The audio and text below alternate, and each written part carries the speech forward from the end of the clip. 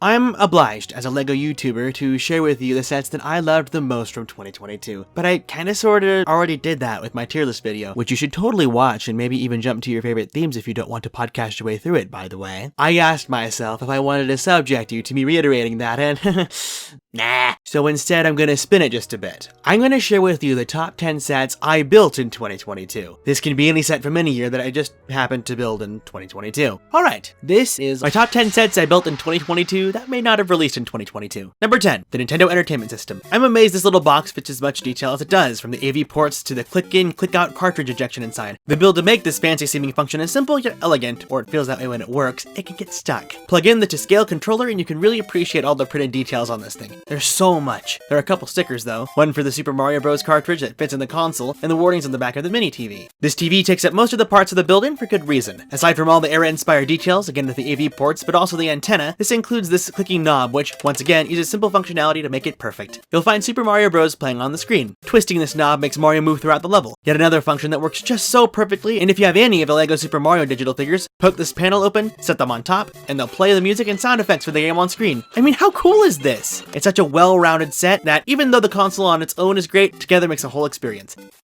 Number 9, the Razor Crest. The Playscale one, not the UCS one. It's not always that a Playscale ship is as well-rounded as this one. One could say it's nearly perfect, especially in just how well it shows the shapes of the now iconic ship for its size. When it came out, this was the set to get for the minifigs, but that's since changed. Not that they aren't cool, of course. This Grief Karga is still exclusive after all. They fit in the cockpit and even in the escape pod at the top, which never showed up in the show, but is a nice touch. All these panels fold out to give you full access to the interior. I love that it has Mando's bed, and all this space to fit everyone else, including these bounties frozen in carbonite. This set is one where it truly embraces being a budget option without you losing out on anything, which is awesome for a set we practically get to live in while watching the show. Only thing that beats it in this category is the Millennium Falcon, which is a tough act to beat, but tells you a lot, I'm sure. Number 8, the Ninja Dojo Temple. Okay, sure, it's a Ninjago temple. They have lots of those, but this one is fresh. It's a part of the sub-theme of Ninjago that celebrates its core values, but isn't based on anything specific, meaning there's nothing like it. It's got a simple yet decorated interior that feels like it'll end halfway through the build. To surprise you, there's more of it, like it did me. That's something I seek out and adore with LEGO sets. The dojo serves as the centerpiece of Ninjago core, so it needs to show off, and it's truly hard to miss on the shelf, which I love. It's also got a lot of side builds that don't eat into the part count more than they should, though could be seen as fluff depending on who you are. But hey, one of them's a bad guy vehicle, so really I can't complain. There are some functions that aren't very fun or don't really work the best, but that's almost all outside the main build, which is so beautiful, and I'll take more at its level any day. Number 7, the Crystal King. Basically Ninjago's final boss, both narratively and in design. This menace looks like he's straight out of a Japanese role-playing game, when the big bad summons or transforms into some horrific beast in the ultimate battle. Even down to the often seen artistic choice of having the original form of the villain embedded into the chest of the mighty monster. He's a king, so he's gotta look regal, and the crystals and gold show that well. He's stiff on the front legs, but make no mistake, you can get a lot of posing out of this guy. There are some spots, especially on the back legs, that feel sort of plain, but it's fine. Minifigs carry this set, and kinda serves as a culmination of two of Ninjago's most persistent villains. Number 6, the Aston Martin Valkyrie AMR Pro and the Aston Martin Vantage GT3. I'm not a car guy, but when I say this might have been one of the most engaging build experiences I've had in years, would you believe me? They're just cars, you ask. Yes, that's a given, but these two are something quite incredible. The Vantage is basically the culmination of everything the Speed Champions designers have learned over the years, using impressive techniques to get its shapes perfect, present in most sets in this theme currently. The Valkyrie, however, is unlike anything LEGO has ever done before. Simply put, if I hadn't bought this myself or seen the box, I would have had no idea what I'm building until close to the end, and I could only wish for a building experience like that. Completely subverted my expectations. Even I know this is the best Speed Champion set ever made. So glad to have experienced this set, and an experience it is.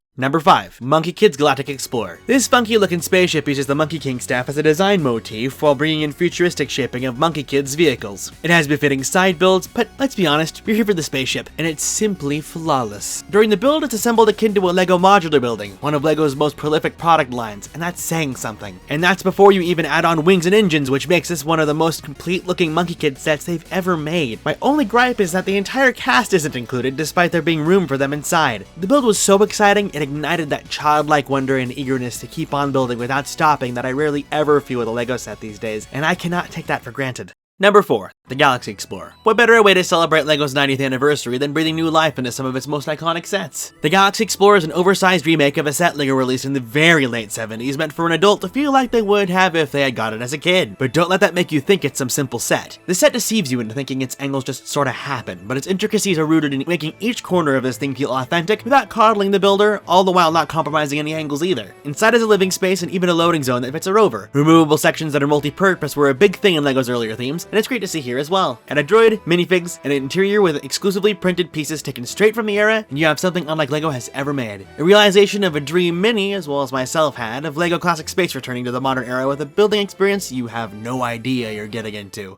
Number 3. Optimus Prime. The leader of the Autobots immortalized in LEGO is a match made in heaven. Genuinely capturing the iconic shapes of the original look of Optimus is one thing, making him relatively posable is another. But making him completely transformable without removing any pieces? Now that is nothing short of incredible. He's loaded with accessories too, bringing him to par with some of the more luxury versions of the character. The model is a great build. The only thing is that he suffers from pieces falling off if you handle him enough. He's meant purely for display, which is a bit of a bummer, but I don't care. I've been literally dreaming of this set since I was a kid, and to finally have him in my hands is my childhood coming full circle in real time. I don't think I'll ever experience a realization of a pipe dream like this ever again, and you best believe I'm wallowing in the afterglow of it all even happening in the first place. He might not be perfect, but I love him. Number 2. The Mighty Bowser. This is the best character/creature sculpture LEGO has ever made. Now that I have your attention, you need to understand just how perfect this set is. Bowser's teddy bear-like appearance has been so perfectly captured out of LEGO, from his rotund limbs down to this insane shaping of his shell. This build sets no expectations, yet surprises at every turn to capture his whole look. Just look at that face. What's crazy is that he's built with the functionality of a puppet, which only propels him even further as one of the best sets LEGO has ever made in general. The parts of him that move do so in a way where he retains his appearance down to his gestures directly from the games. He's also paired with the Bowser's Castle build for a little bit of atmosphere and functionality. The only predictable and perhaps even superfluous part of the set, it even hides a tile for any of the LEGO Super Mario digital figures to start a boss battle unlike any other set in this line has. The set's name speaks for itself. I adore everything about it. I don't think I'll ever stop praising it. Before I jump to number 1, I thought I'd offer a couple honorable mentions. Fantastic sets I built that didn't quite make the cut for top 10. The Monkey King Warrior Mech is as luxury looking as a set can feel. Impressively tall and stylistic, it's not the most functional, but it captures anyone's attention. It's also loaded with side builds that honestly could be their own sets, but aren't unwelcome. Another is the Back to the Future Time Machine. I can't say this is the most interesting vehicle build I've had in a LEGO set, but the set is so incredibly faithful to the actual vehicle. It can be assembled in 3 separate ways to represent its appearances across all 3 movies. Sadly, the assemblies to make those happen aren't complete and therefore aren't easy to swap out. Having to rebuild a good chunk of it to change them over is a bummer, so the Back to the Future 2 version with the flight mode is where it shall stay. Number 1. The best set I built in 2022 was one I initially turned a blind eye to. The Monastery of Spinjitzu. To the outside onlooker, this set just looks like another Ninjago temple, and sure, that's valid, but this goes beyond just that. This is perhaps the most screen-accurate LEGO Ninjago set ever made. It has a full hero cast, but also has interior details and functions that are negligible but don't affect the overall appearance of perhaps one of the most iconic locations in modern animated television.